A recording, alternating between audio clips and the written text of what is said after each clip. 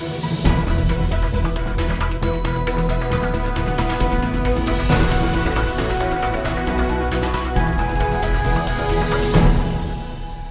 well, thank you for joining us today in another video in this series in which we look at the water quality monitoring implications of the Environment Act 2021. Today, I have with me Matt Loewenthal, who recently left the Environment Agency, having spent 31 years with them and with their predecessor. And latterly, his position was technical lead on the National Water Quality Instrumentation Service. So you could say that Matt's life work has been developing and building remote water quality monitoring instrumentation networks.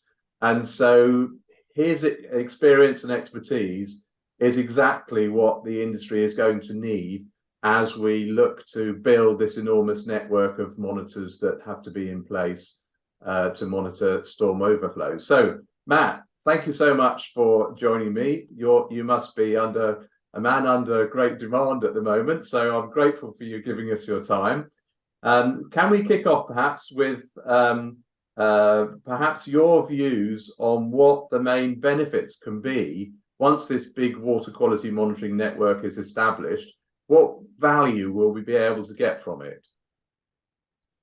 Yeah, that's a good question. It's certainly a big network, and I think that took us all by surprise, the scale of it.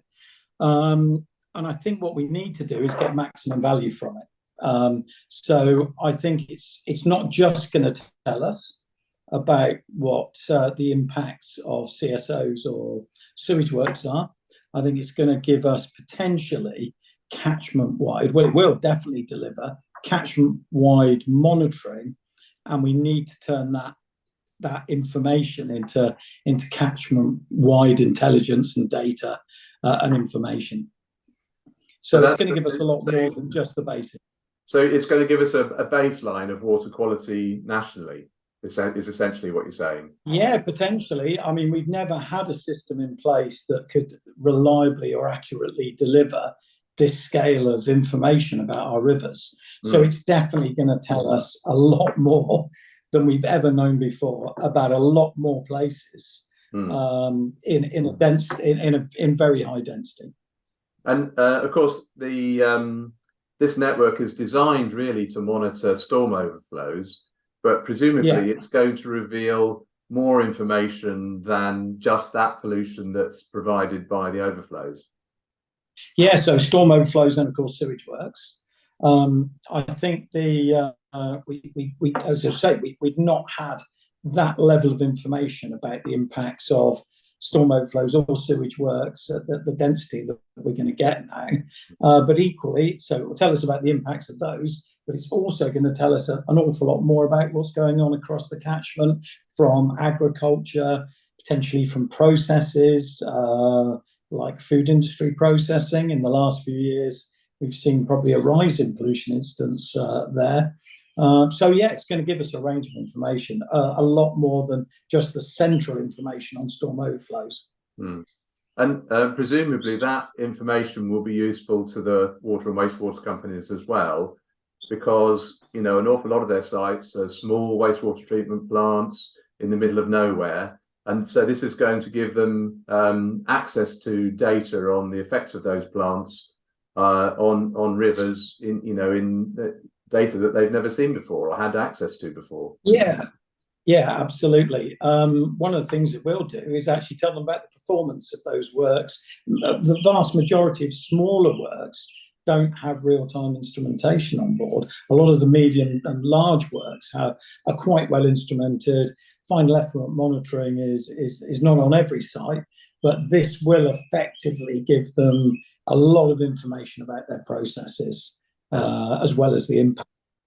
But I think the other thing to look at is obviously a water company doesn't just have assets that discharge, you have abstractions as well. So they're going to get an awful lot of information upstream of all their abstraction points. So that's something that I think is going to be a real hidden benefit, is the benefit of the abstraction side of the business. Okay, that's great, thanks. So moving on then, the Act requires the monitoring of DO, temperature, pH, turbidity, ammonia, and anything else specified in regulations made by the Secretary of State. So can you comment on the usefulness of each of those parameters? Yeah, absolutely. I mean, a lot of people tend to think, oh, what we need to measure is ammonia. And yeah, ammonium is incredibly important.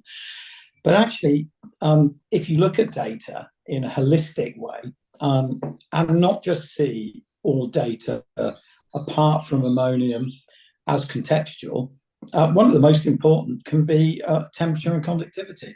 And everybody thinks, oh, that's really easy to measure temperature and conductivity. We're not even going to look at the data.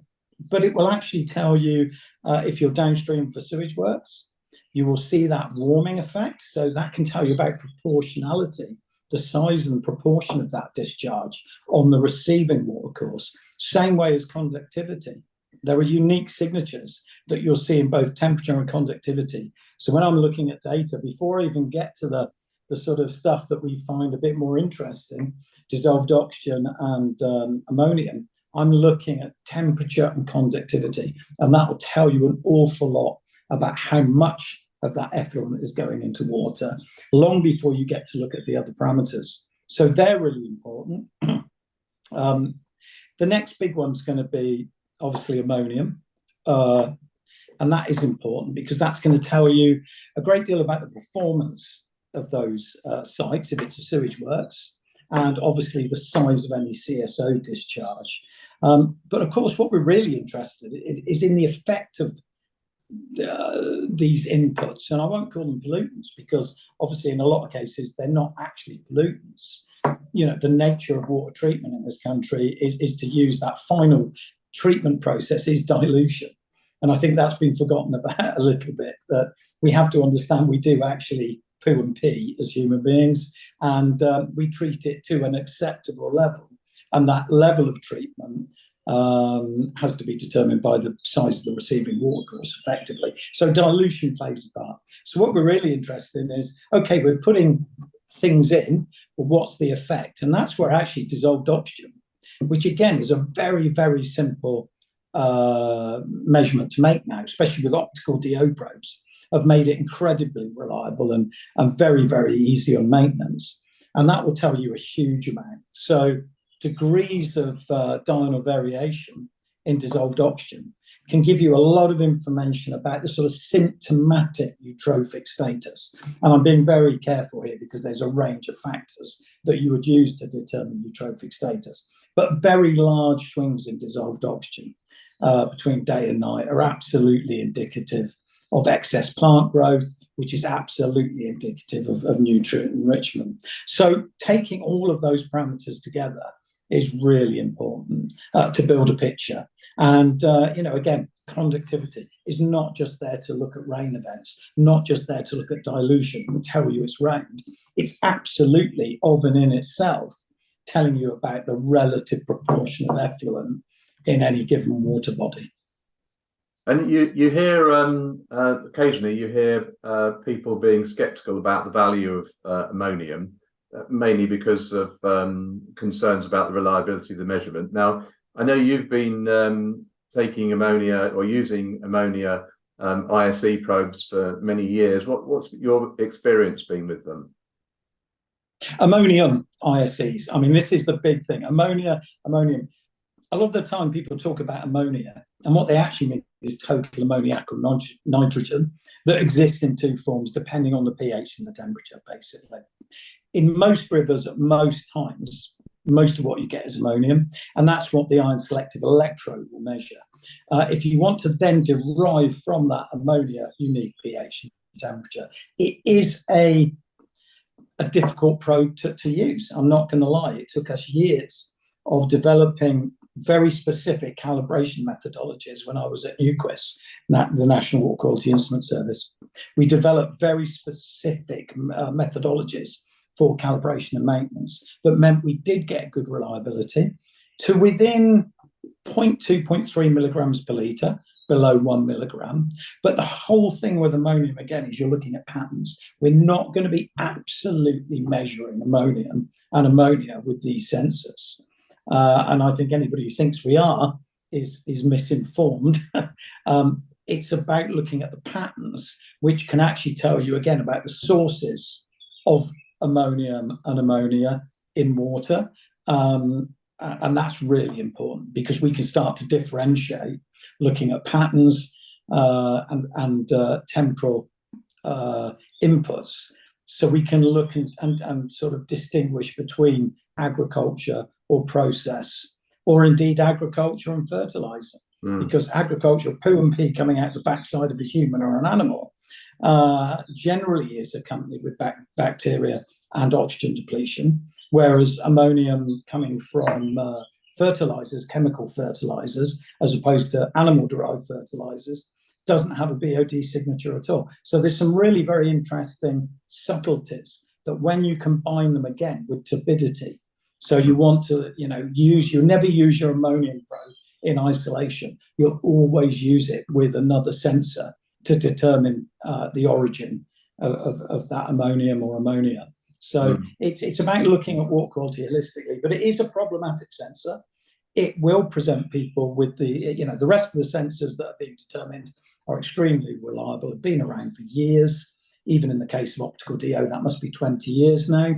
So ammonium is going to be the challenge. And I think a lot of people are going to be on a learning curve with it. But, again, people like myself are quite happy to share that experience that we've had with those sensors. And in your experience, what's the frequency with which the ammonium probe needs to be recalibrated?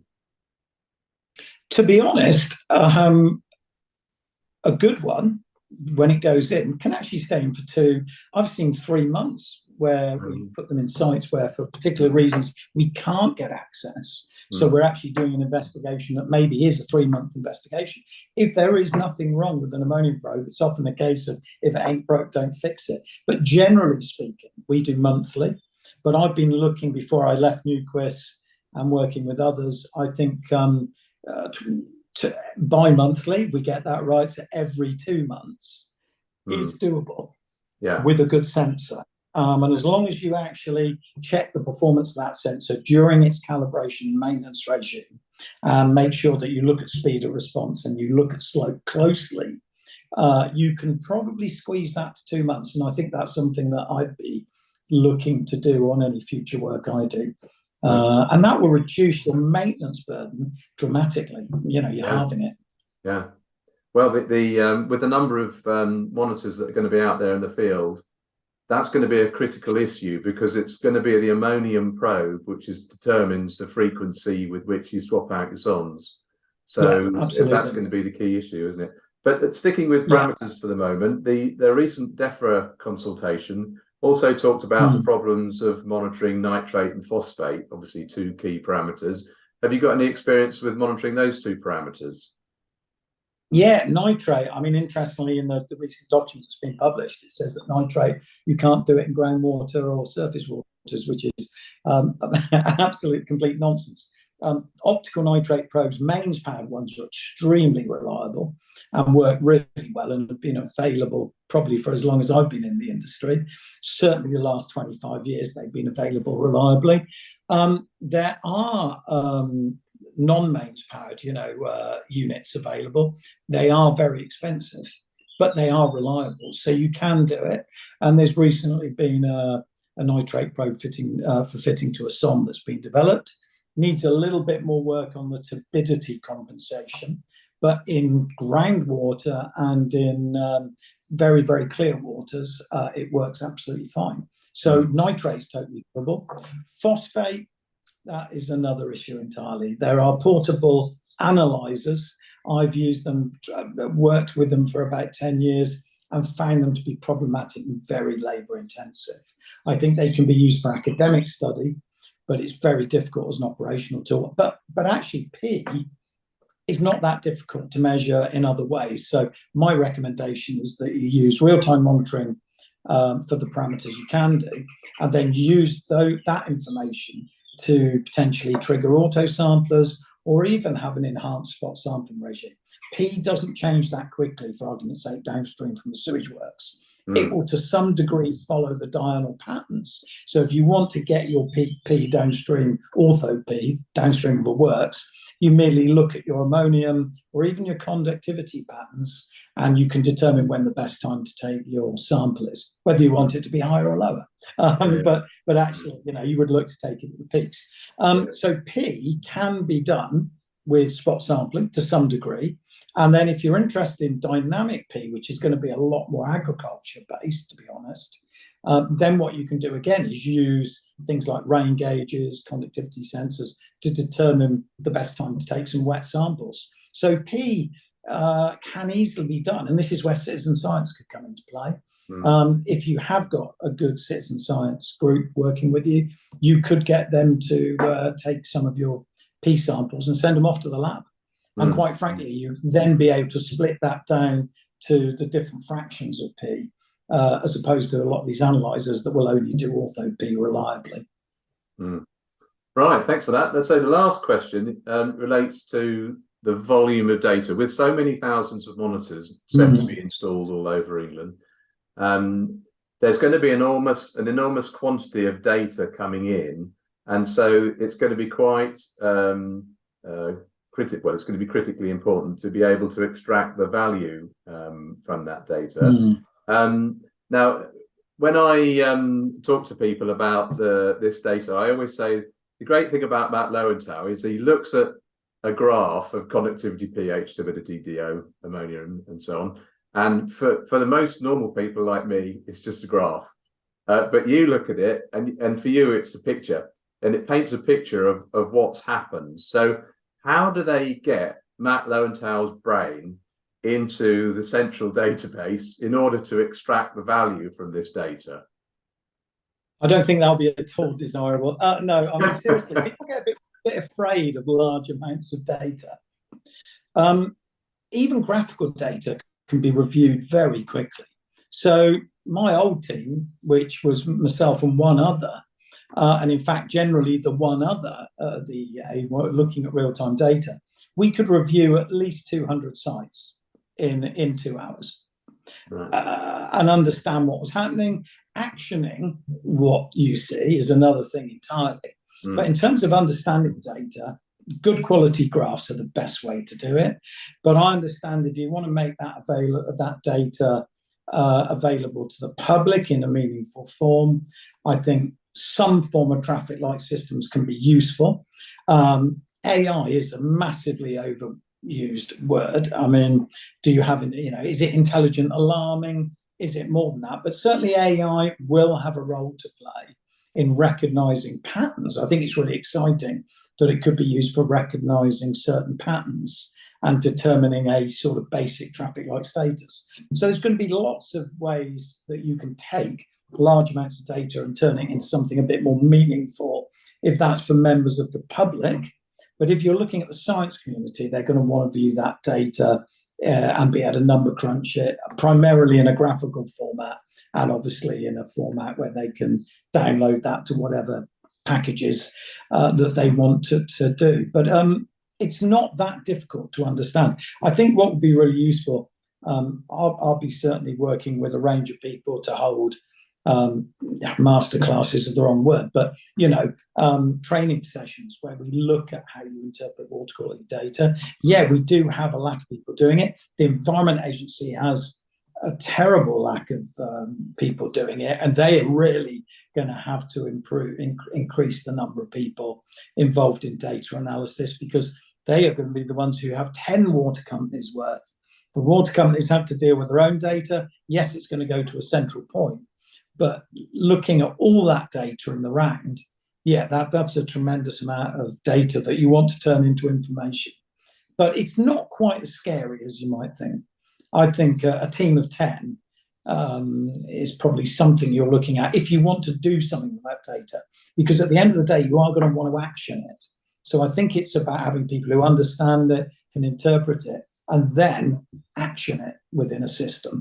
And that's going to be the bit that's more challenging. That's a very nice note to end on. It's not quite as scary as you might think. Thanks very much. No, I think it's a lot of people trying to scare people. Yeah, absolutely. Thanks a lot for your time, Matt. Really appreciate it, and look forward to doing another one soon. Absolutely, no problem.